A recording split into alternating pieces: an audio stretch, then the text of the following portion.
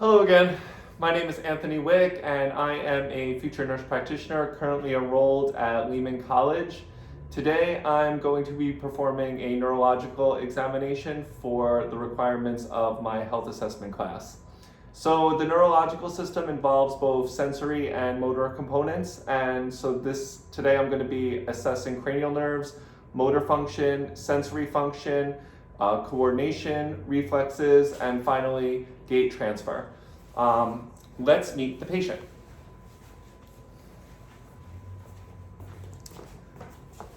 All right, so as Mr. Perez entered the room, I was assessing his motor gait, and I was making sure that it was even and it was effortless and that his stance is appropriate. And as he's sitting down, I'm just examining his posture as well. It's also appropriate for his past medical history. In this case, he doesn't have any. I'm also looking at his tone, which as the patient was standing, his hands were noted to be loosely at his side. There was no stiffness or flaccidity that was observed. And both his gait disorders and change in muscular tone can be resulting from many processes, such as like if he had a fall or a cerebral vascular accident, Parkinson's disease, which that would present more as a shuffling type of gait, and obviously musculoskeletal disease processes such as osteoarthritis. So that was just him entering the room. So again, before doing any kind of objective assessment, let's start with the subjective assessment. This is Mr. Perez, who's a healthy 32-year-old Hispanic male who's presented to the office with no chief concerns or complaints today. So before my arrival, my assistant would have performed a vital sign check on Mr. Perez. And let's say today that his blood pressure was 118/65, his heart rate was 78, temperature was 36.8 degrees Celsius, and his oxygen saturation was 100%. Currently, his weight is 154 pounds, and he's about 5'8". So before performing an objective focused assessment of the neurological system, it's important to basically assess a patient's baseline. So you can ask subjective questions that could potentially give us insight into a patient's current health status. Mr. Perez, do you or your family have any neurologic past medical history, such as seizures or strokes? No. Okay, do you have any current medical conditions at all? No. All right, are you taking any medications? No. Are you up to date on all immunizations, and have you had all of your childhood vaccinations? Yes. Excellent. Do you have a history of any head trauma? No. Have you been experiencing frequent headaches or dizziness spells? No. All right. And have you had any tremors, weakness, or tingling sensations recently? No. Have you had any difficulty with speech or swallowing? No. All right. And do you have any memory problems or changes in your senses, such as vision, smell, taste, any of that? No. Okay. And have you had any weakness, numbness, or paralysis recently? No. Okay. Have you had any troubles walking or performing your daily routines? No. Okay. And do you use any drugs or alcohol? None. Excellent. So that was just the subjective portion of the exam. Now I'm actually going to begin with my objective assessment. So in the objective exam, I'm going to start by performing a mental status exam. Now here I'm going to just ask Mr. Perez a series of questions that's going to test his remote recall and his recent memory, his counting ability, and his able to just recall information. So can you repeat these three random objects for me? Cat, shoe, and key. Cat, shoe, key. Excellent. And can you just remember those three words for me? So what is your name? Sean. And your last name? Perez. Okay. What is today's date?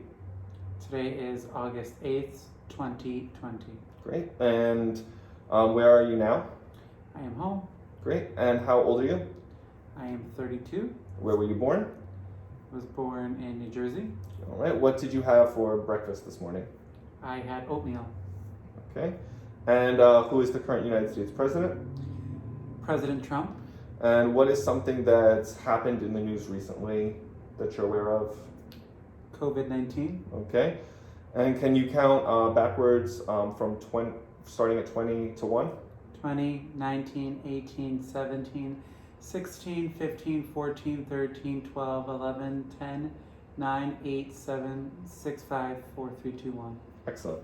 And why are we here today? Neurological exam. Great. And what are those 3 objects that I asked you to remember? Cat, shoe, key. Excellent. Okay, so now while I was asking those questions, I was also assessing Mr. Perez's alertness, his orientation, his speech, his thought process. All of those things, they presented as clear, they were logical, they were linear. He was alert and oriented to person, place, and time. He showed normal and recent and remote memory. He just exhibited general knowledge of the present and showed adequate judgment skills and exhibited strong attention and calculation skills. And so also then just throughout this exam, I was continuously observing his body, and I was seeing if there was any myoclonus or tremors or fast oscillations. And those fast oscillations, those can be best described as like a fine or coarse rapid twitching, which I didn't notice on any of Mr. Perez, and all of my assessment findings were normal.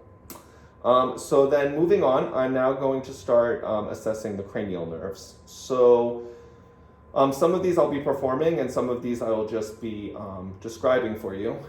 Starting with cranial nerve 1. Cranial nerve 1 is the olfactory nerve. Now, it's not usually tested in a clinical practice, but this nerve actually represents the patient's ability to smell. So if you were going to test this in your practice, you would actually occlude one side of the patient's nostril and have the patient smell a certain scent, such as coffee or cinnamon. So you just want to occlude one nostril and tell me what you smell. Just occlude one nostril and tell me what you smell here. Coffee. Good. And if you want to occlude the other nostril, you still smell the coffee? Coffee. Okay, excellent. Cranial nerve 2 is optic, and that's assessed by doing an ophthalmic exam and looking at the optic nerve behind the eye. We did that in our head, ears, eyes, nose, and throat video. But to perform this exam, I would have the patient look out into the distance, and then I would use my ophthalmoscope here and come in at a 15-degree angle. I would find the red reflex, and then I would notice the structures behind his pupil, including the optic disc and the optic nerve, all of which I saw previously. However, if the patient's optic nerve, again, if it wasn't intact, then I might consider optic atrophy or papilledema. So cranial nerve 2, which is the optic nerve, and then cranial nerve 3 is the ocular motor, are all involved in pupillary reactions. So you can perform this test by shining a light in the patient's eyes and looking for constriction in the pupil. That would be direct constriction, and constriction in the consensual side. Normal findings are that they would both be equal, round, and reactive to light, PERLA. Cranial nerve 3 is our ocular motor nerve, and cranial nerve 4 is our trochlear nerve, and cranial nerve 6 is the abducens nerve. And all of those are involved in ocular eye movements. And those can be tested by using the 6 cardinal views of gaze, and also noticing if there's any nystagmus, which is like a back and forth oscillation of the eyes. However, when you're performing this exam, if ophthalmoparesis was present, then you wouldn't see him moving his eyes too much. You might suspect trauma or like a demyelinating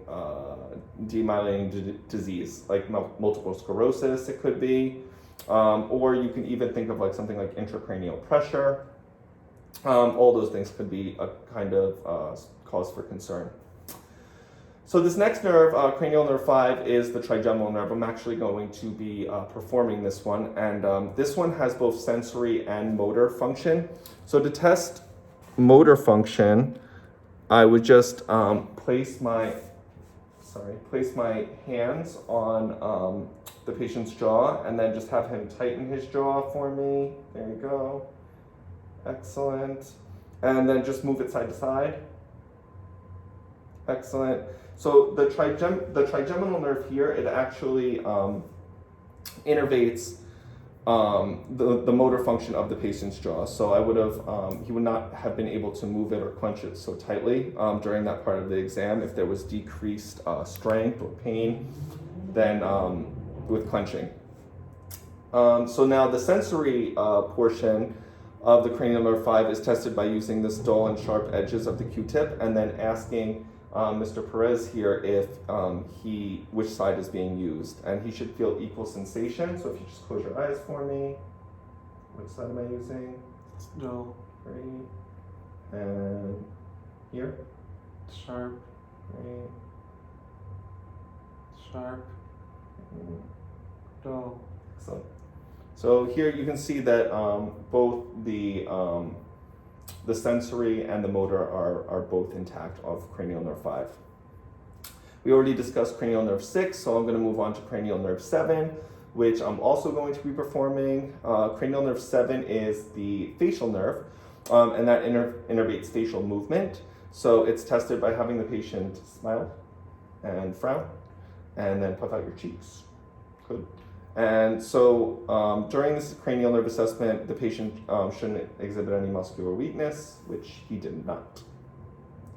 Cranial nerve 8 is the vestibulo-ocular nerve, and that tests the patient's hearing. Again, we did this in the head, eyes, ears, and throat video, but in practice, it could be by testing just by having a conversation with the patient. You could also do the ring test. That's for air conduction is greater than bone conduction, or you could do the Weber test, and that's for air conduction and lateralization. You would put the tuning fork on the patient's forehead and ask them if they can hear it in one ear and if the sound is equal. Or you could do the whisper test, which is when you whisper like a common 2-syllable phrase in the patient's ear and then have them repeat it. But we did all of that and everything was normal. Cranial nerve 9, that is the glossopharyngeal nerve. So the glossopharyngeal, and actually the cranial nerve 10, the vagus nerve, you test it by having the patient swallow and soft palate movements of the mouth. So I'm just going to have the patient, just going to have the patient open his mouth and watch as the soft and hard palate move.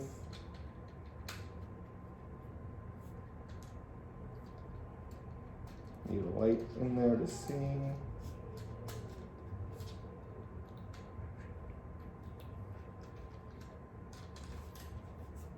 And just open up your mouth, say ah. Ah. And can you swallow for me?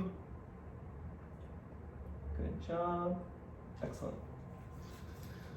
All right, so in there I just saw that his uvula is midline. Now if the patient had difficulty swallowing, I might consider something like maybe a past stroke. And then this was place the patient also at risk for aspiration. So that would be something that I would strongly monitor. And also in a condition to control over swallowing, the vagus nerve also interfaces, also combines with the parasympathetic control of the lungs and the digestive tract. So it's actually a very important nerve. Cranial nerve 11 now is the spinal accessory nerve. And this is tested then by just placing your hands on the patient's shoulders and having him shrug against resistance. So let's do that. Excellent, and down. Excellent. So if he wasn't able to do that, you might want to consider something like a stroke might be considered. And yeah, so you just want to make sure that he's able to perform that. Or actually, you could even think of like something like muscular atrophy, or if there was weakness, you might think of like something like paralysis. Okay, so last one is cranial nerve 12, and I'm going to be again performing this one. This is the hypoglossal nerve. So for this nerve, I'm just going to have Mr. Perez here stick out his tongue, and can you just stick out your tongue for me all the way out? Perfect. And here I'm just making sure that it protrudes in the midline. There's no deviation. If there was deviation, I might consider that there was a motor cortex or motor cortex in the brain could be damaged. Interestingly, the tongue would actually deviate to the side of, if there was like a lesion inside in the brain, then it would actually deviate towards the side that the lesion is located. And that's it for cranial nerves. So now moving on to the muscles themselves, I'm going to just begin by examining both the upper and then the lower extremities. That includes the biceps, the triceps, the forearms, the hands, and the legs. And just making sure they're not rigid or spasmodic, with contractures noted. I'm not seeing any of that. And I'm just making sure that they're not flaccid in any way. If you can just put them at your side, I appreciate it, thank you. And really I'm just assessing muscle tone here and making sure that everything looks normal, which it does. Then I'm going to start testing the major muscle groups for flexion, extension, adduction, which is towards the body, and then abduction, which is away from the body. And I'm going to be doing all of that also against resistance. And then throughout these muscle groups, I'm just going to be making sure that both sides are equal and they both have normal tone and normal strength to them. So to start, I'm going to start with the hands and the fingers. So if you could just put your left hand out for me. Now I'm going to try to keep your hands together while you attempt to open them. So let's see. Excellent. Great. And on this hand, let's do that on this hand. Try and open. Excellent. Okay, now keep your fingers, keep your hands and your fingers apart, and I'm going to attempt to close them, okay? All right, good. And on this one, excellent. Can you just make a fist for me? And I'm going to attempt to bring your fist down towards the floor. Great. Great resistance. And I'm going to try and lift them up. Just try and... Perfect. And now elbows at the side. Just don't let me push down. Excellent. And still don't let me push up. Excellent. Shoulders with your arms straight out. Don't let me push them down. Awesome. And don't let me pull them up. All right. So now with the arms flexed at your side, can you push your arms out against my hand? Great. And now on this side. Excellent. Same thing on this side. Excellent. And out. Excellent. Perfect. If you want to lay down for me, or actually, maybe I'll bring out, this is where I can bring out the chair for your knees and your quadriceps. Sit down for me. Okay, so if you want to just let your knees dangle for me, okay? And then just press out against my hand. Oh, okay, good. And same, go back. See if you can flex, and can you push back against my hand? Good job. Same thing over here. If you could push out. Excellent. And back against my hand. Excellent. All right. And now for your feet, I'm just going to have you push your... No, it's okay. They're not going to be able to see. But if you could... What's that? Oh, can you push up with your feet against my hand? Great. And then plant your foot. Flex. No, push your foot down. There you go. And same thing on this side. Push your foot down. dorsiflex, or plantar flex and dorsiflex. Good. Okay, and now I guess we'll do your hips now. If you want to lay back on the chair or on the sofa.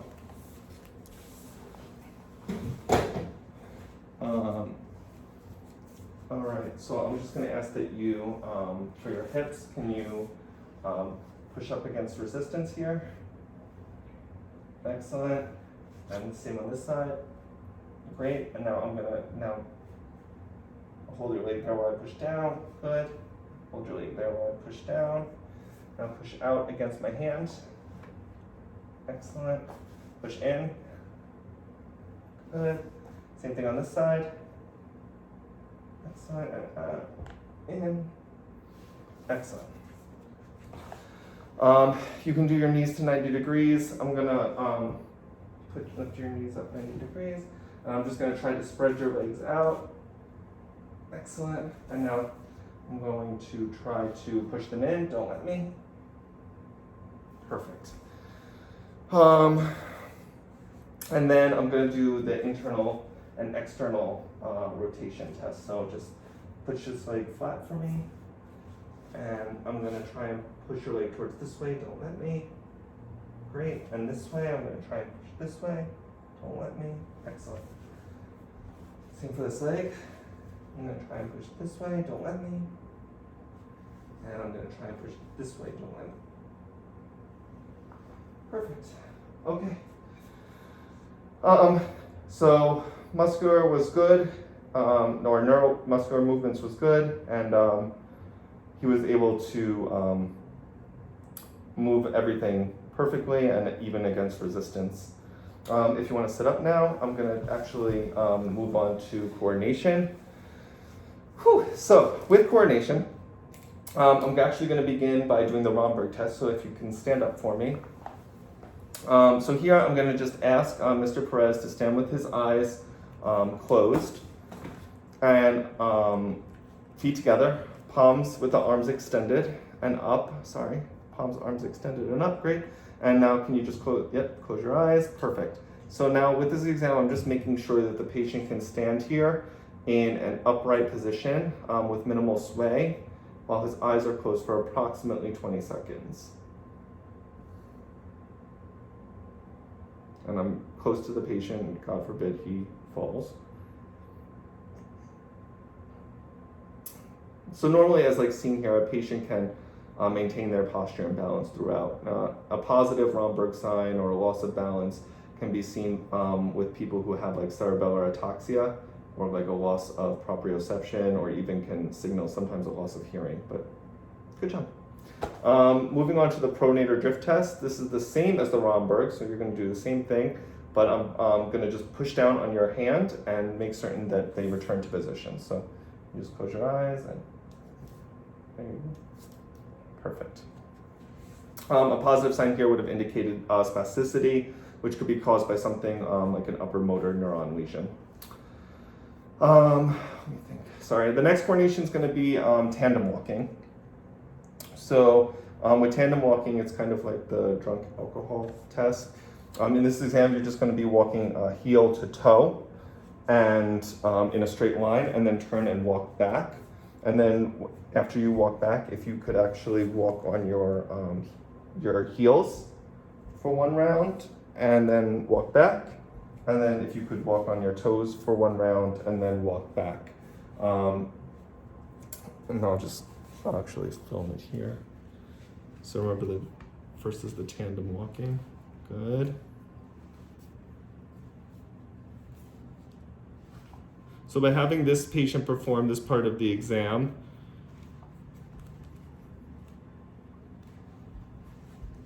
you're doing good. We're testing that if he was to like decrease his base of support, you could see any problems or conditions that would involve coordination. And all of this is mediated by this cerebellum of the brain. Good job.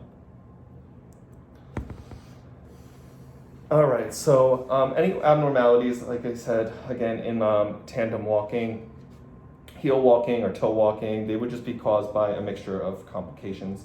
All of that could be weakness, vertigo, tremors, it even, like with the, I said alcohol, but it could be alcohol intoxication. And then can I have you perform the shallow knee bend? So you're just going to be lowering your knees to about 6 inches so that it feels like a squat down. Like you're gonna sit on a chair, perfect. And then you can rise back up. Okay, awesome. This demonstrates normal position sense, muscle strength, and cerebellar function. Now, finally, if you want to sit down now. Finally, our last test is the coordination is the rapid alternating movement test. So with that exam, you're just going to be putting your hands like this and up, flip, down. And you're going to do that as rapid as possible. So up, flip, down, up, yes, keep going. Good job. All right. Okay, so that was excellent. I noted that his movements were smooth, they're non-jerky, and now if he was unable to perform that kind of movement, or if they were slow and clunky, I might consider cerebellar disease. Moving on to the sensory portion of this exam now, I'm going to test his peripherals using a sharp and dull sensation. You can do this all over the body or just in a place if you believe that there was any kind of sensation loss. So like for instance, like maybe in a diabetic who sometimes can experience peripheral neuropathy, you might want to just do this in like their feet or in their hands or toes, just so that, because those are the parts of diabetics that are most affected with a loss in sensation. But actually, you know what? First, before I do this, I'm going to do sterganosis. So I'm just going to have you close your eyes and put out your left hand. And if you could tell me what I'm going to place in your hands, if you can identify it and feel it a little bit. Do you know what that is? Feels like a quarter. Yes. Or a Yes. dime, nickel. All right, perfect. So you are correct. And want to close your eyes again and stick out your other hand.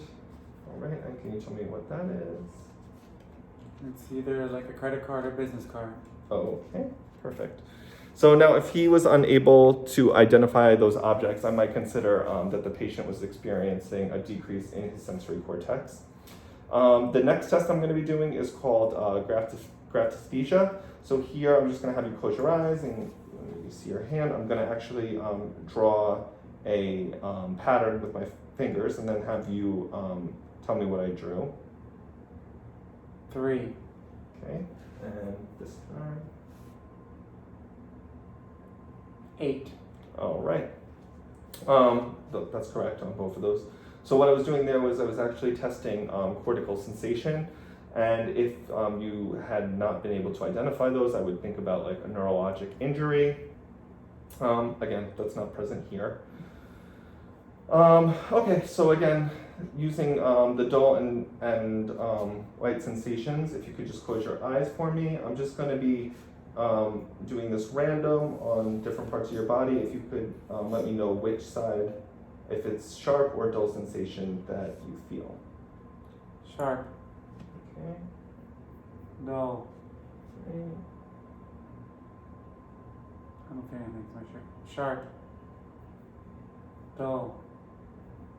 Dull. Sharp. Dull.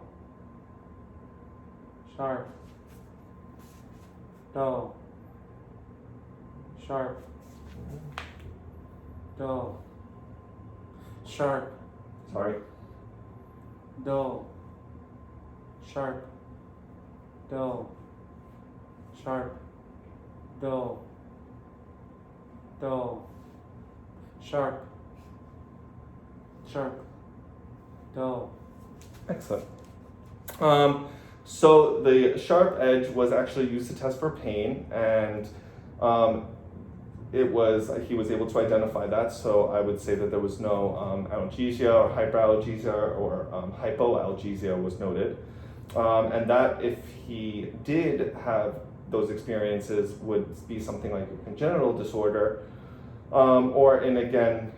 He might lose that sensation in a disease process like peripheral neuropathy. So to test for light touch, I'm just going to use this cotton wisp here, and I'm gonna apply it to the upper and lower extremities of his skin again, and ask him to close his eyes and identify when the touch is just felt. Just tell me when you feel it. Felt. Felt. Felt. Felt. Felt. Felt. Felt. Felt. Felt. Felt. Felt. Felt. Felt. Excellent. So again, just the light touch here showed that there was no decreased, absent, or increased touch sensation, which can be present again in just multiple neurological disorders that like we previously discussed. Lastly, the final part of this exam is the deep tendon reflexes. So here again, I'm going to ask, I'm just going to move this chair here for you. I'm just going to ask that you relax your limbs for me. And I'm just going to be performing short, snappy blows using this light wrist movements with the reflex timer here. And I'm going to be doing that on the tendon of his muscles. So the first one, if you want to just flip your arm, is going to be the brachioradialis. Okay. I'm going to do it on this arm. Good. You can see just that the thumb twitches there. The biceps is going to be from C5 to C6. And here you're going to see like a thumb twitch. You just relax your arm for me, sorry. Just relax. Okay. Excellent. I'm going to do this hand here. Just relax.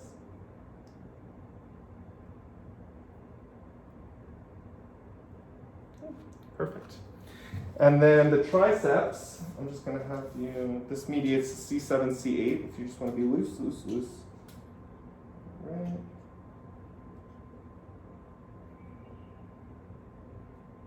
Good. And on this arm, again, C7, C8. Excellent. Then moving on to the patellar. This is the one that everybody knows about, L2, L4. We can just do here. Good job. And now I see a light twitch in his leg, in his foot here. It's the left side. Excellent. And then if you actually go behind here, I don't know if you can see me, but I'm doing the Achilles. Here, no, it's okay, you don't lift up because it needs to be relaxed. Just again, a light twitch in the back there. Same on this side, let's do it here. Excellent. And then lastly is the Babinski reflex. So if you could lay down for me. Now I'm just going to be using this edge here, running it along the lateral aspect of his foot and across towards the great toe. Yep, perfect. Excellent. That was exactly right. His toes dorsiflect, or I mean plantar showed plantar reflex of his toes, so that was correct. A positive Babinski sign would show the dorsiflexion or a fanning of the toes, and then that would exhibit something with an upper motor neuron disease, probably located in the pyramidal tract. Well, we've gone through a lot, but I think we have reached everything. Do you have any questions for me? No. All right. That will conclude our neurological assessment. Thank you. Thank you.